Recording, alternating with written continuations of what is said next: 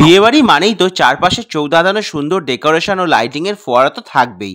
তুলিদির বিয়েতেও কিন্তু তার একদমই অন্যথা হয়নি। রাতে যেখানে বুফের ব্যবস্থাটা করেছিল সেখানেও এত সুন্দরভাবে সাজিয়েছিল যেন চোখ ফেরানোই যাচ্ছে না, আর সেখান থেকেই ভেসে আসছিল সমস্ত খাবারের সুবাস।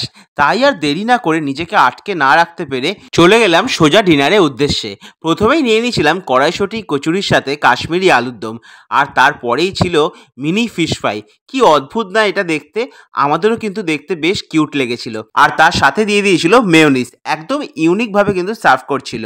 আমাদের কিন্তু এই মিনি ফিশ ফ্রাইটা এই মেয়োনিজের সাথে লাগিয়ে খেতে বেশ ভালোই লাগছিল। তবে তারপরেই ট্রাই করে নিয়েছিলাম আমাদের বাঙালির শীতকালে অন্যতম প্রিয় কম্বো কড়াইশুঁটি কচুরির সাথে কাশ্মীরি আলুর দম। একটু কচুরি নিয়ে আলুর দমটা যখন মুখে পুরলাম, এত সুন্দর লাগছিল খেতে, আর কি বলবো।